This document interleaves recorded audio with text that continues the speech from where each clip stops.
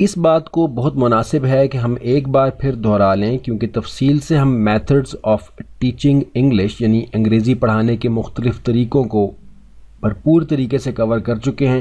جیسا کہ عمومی طور پر کور نہیں کیا جاتا۔ یہ بہت ہی ہائر لیول کے اوپر انفارمیشن ملتی ہے جو کہ آپ کو پچھلے چند اسباق میں مل گئی۔ ہم نے 13 مختلف ٹیچنگ میتھڈز کور کیے، اور اس کو ڈسکس کرنا شروع کرنے سے پہلے ہم نے اس بات کی وضاحت کی تھی کہ ہمارے پاس جو موجود سسٹم ہے جس میں کہ ہمیں عام طور پر انگریزی پڑھائی جاتی ہے یا دیگر کوئی زبان بھی جب ہم سیکھتے ہیں تو عمومی طور پر گرامر ٹرانسلیشن میتھڈ استعمال ہوتا ہے، جس میں کہ پڑھنے اور لکھنے پر، ریڈنگ اور رائٹنگ پر توجہ دی جاتی ہے، لسننگ اور سپیکنگ یعنی سننے اور بولنے پر توجہ نہیں دی جاتی۔ اور جو طریقہ کار ہم نے اس کورس میں کور کرنا ہے وہ دا نیچرل اپروچ یا ڈائریکٹ میتھڈ ہے، دونوں کا کمبینیشن ہے، جو کہ یہ گرین کلر کی لائن، ہرے رنگ کی لائن جو آپ کو نظر آ رہی ہے، اس کا کنیکشن آگے ہم نے نیچرل اپروچ اور ڈائریکٹ میتھڈ کے ساتھ جوڑا تھا، جو کہ آپ نے دیکھ لیا تھا، ابھی دوبارہ دیکھ رہے ہیں۔ اس میں ہم لسننگ اور سپیکنگ یعنی سننے اور بولنے پر توجہ دیتے ہیں۔ ریڈنگ اور رائٹنگ آپ جتنی خود چاہیں کر لیں، زیادہ اہم نہیں سمجھا جاتا، کیونکہ اس کی پریکٹس آپ خود سے جتنی چاہیں گے کریں گے، جتنی زیادہ کریں گے اتنی خود سے بہتر ہوگی۔ لیکن زیادہ جو مشکل چیز ہے وہ لسننگ اور سپیکنگ ہے، جو کہ ہمارے فارمل سسٹم کے اندر عمومی طور پر GTM میتھڈ کے تحت پڑھائی جاتی ہے، جس کی وجہ سے یہ صحیح طرح سے امپروو نہیں ہوتی۔ اس کے بعد ہم لوگ آگے تھے اپنے ٹیچنگ میتھڈز کے اوپر۔ آپ نے دیکھا کہ یہ گرین لائن کا جو کنیکشن آ رہا ہے یہاں، یہ ہمارا ڈائریکٹ میتھڈ اور دا نیچرل اپروچ کے ساتھ آ رہا ہے، اور ریڈ لائن ہماری GTM کے ساتھ، جو کہ پیچھے آپ نے دیکھا تھا کہ یہاں سے کنیکٹ ہوئی بھی ہے، یعنی یہ وہ طریقہ ہے جس میں کہ ہمیں فارملی انگریزی پڑھائی جاتی ہے، جس کی وجہ سے بولنے اور سننے کی صلاحیت ڈیولپ نہیں ہوتی، جبکہ صرف لکھنے اور پڑھنے کی صلاحیت ڈیولپ ہوتی ہے، اور انگریزی زبان کے حوالے سے ہمیشہ کمزوری ہی رہتی ہے، یعنی ریئل کمیونیکیشن کے اندر، زندگی کے اندر اس کو استعمال کرنے کے لیے۔ تو یہاں آپ دیکھ رہے ہیں کہ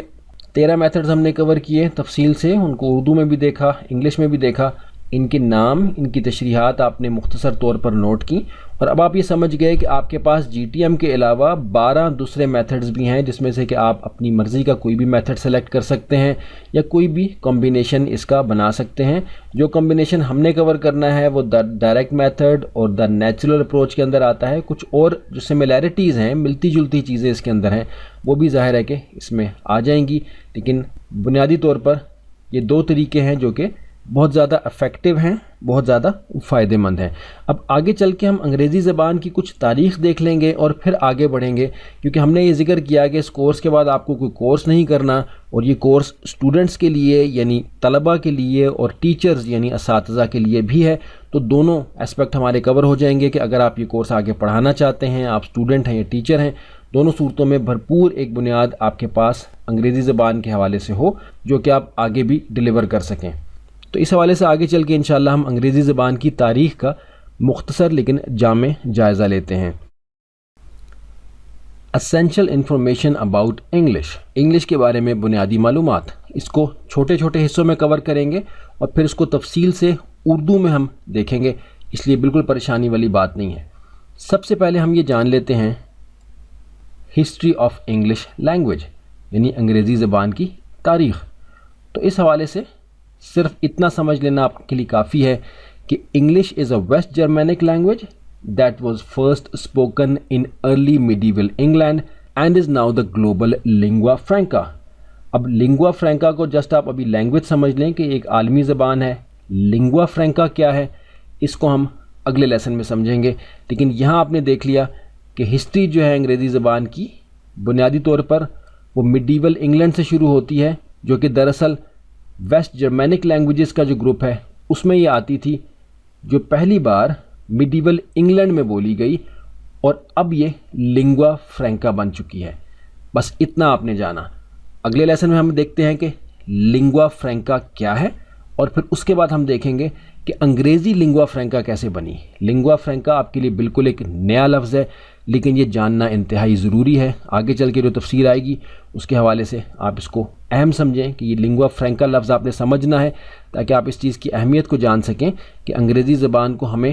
کیوں سیکھنا ہے اور کس درجے میں اس کو رکھنا ہے۔ اس کو اپنے ذہن پہ مسلط نہیں کرنا، اس کو اپنی معاشرت کو چینج کرنے کے لیے، تبدیل کرنے کے لیے استعمال نہیں کرنا، نہ ہی اس کو بہانہ بنانا ہے کہ انگریزی زبان کیونکہ بولی جاتی ہے، انگریزی کلچر کیونکہ پوری دنیا میں نظر آتا ہے تو ہمیں اپنا کلچر چینج کرنا ہے۔ بالکل بھی قطعاً کوئی ایسی بات نہیں ہے۔ آگے چل کے ہم دیکھتے ہیں لنگوا فرینکا کیا چیز ہے، تاکہ آپ سمجھ جائیں کہ یہ اس کا کیا سٹیٹس ہے اور یہ سٹیٹس اس کو کیوں ملا، اس کے بعد انشاءاللہ ہم یہ دیکھیں گے۔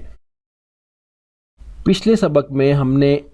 ہسٹری آف انگلش لینگویج کے حوالے سے بس اتنی سی بات کی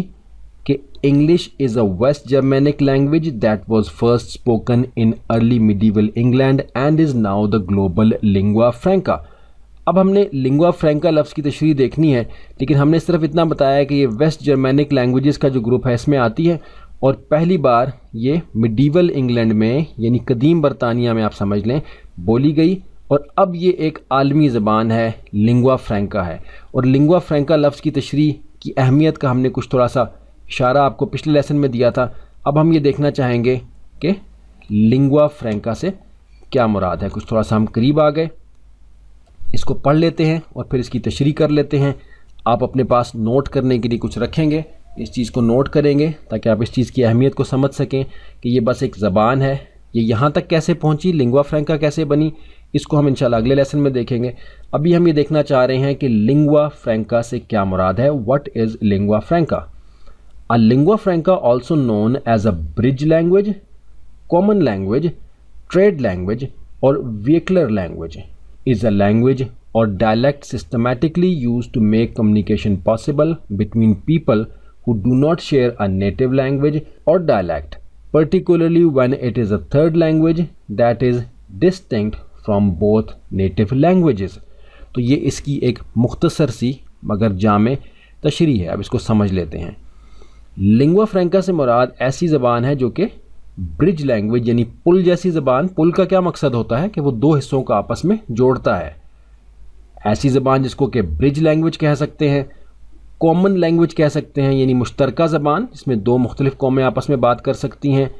ٹریڈ لینگویج یعنی تجارت کی زبان اس کو کہہ سکتے ہیں، اور ویکلر لینگویج۔ ویکلر بالکل ویکل سے ہے، جیسے آپ کی سواری ہوتی ہے جس پہ کہ سوار ہو کے آپ ایک جگہ سے دوسری جگہ جا سکتے ہیں، کوئی مشکل محسوس نہیں کرتے، تو ویکلر لینگویج بھی اس کو کہہ سکتے ہیں۔ is a language or dialect systematically used to make communication possible between people who do not share a native language، یعنی ایسی زبان جو کہ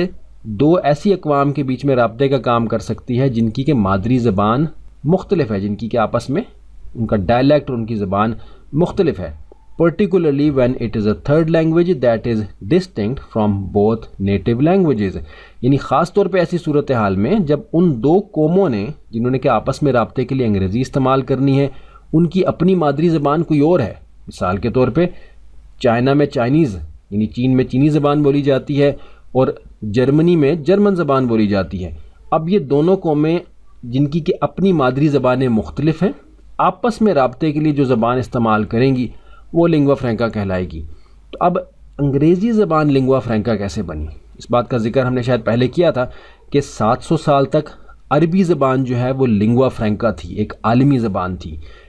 تجارت کے لیے، سائنس کے لیے، علم و فن کے لیے، ہر چیز کی چوٹی کے اوپر عربی زبان تھی، اور یہ تقریباً 700 سال تک عربی زبان ہی لنگوا فرینکا رہی۔ 13ویں صدی کے بعد یہ ڈکلائن شروع ہوا اور لنگوا فرینکا آپ نے سمجھ لیا کہ وہ عالمی زبان ہوتی ہے جو کہ پہلے عربی تھی، اب انگریزی ہے۔ لنگوا فرینکا کو آپ سمجھ گئے ہیں، لیکن انگریزی لنگوا فرینکا بنی کیسے، اس کو آپ سمجھ لیں گے تو آپ کو اندازہ ہو جائے گا کہ آپ نے انگریزی زبان کو صرف زبان سمجھ کے یا لنگوا فرینکا سمجھ کے یا ایک عالمی رابطے کی زبان سمجھ کے ہی سیکھنا ہے، اس سے زیادہ کچھ نہیں۔ اور عمومی طور پر جو عالمی زبان ہوتی ہے اس میں بہت زیادہ ایکیوریسی یا پریسیجن نہیں رہ جاتی، جبکہ ہمارے ہاں ہمارے ذہنوں پر جو اس کی عظمت کا، اس کی بڑائی کا اثر ہے، جس کی وجہ سے ہم بہت زیادہ پریسائز، بہت زیادہ ایکیوریٹ چاہتے ہیں، اس کو بالکل صحیح طرح سے بولنا اور بہت ہی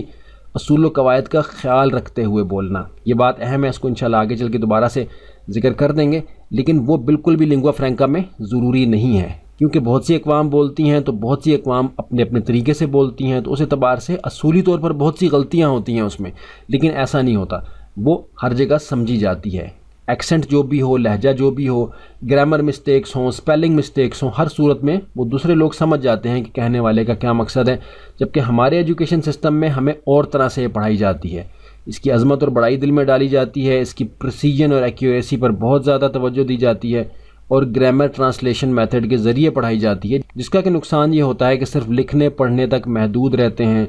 اور اس سے آگے نہیں بڑھ پاتے. اہم چیز تھی، تھوڑی سی بات لمبی ہو گئی، آگے چل کے انشاءاللہ دیکھتے ہیں مختصر طور پہ کہ انگریزی لنگوا فرینکا بنی کیسے.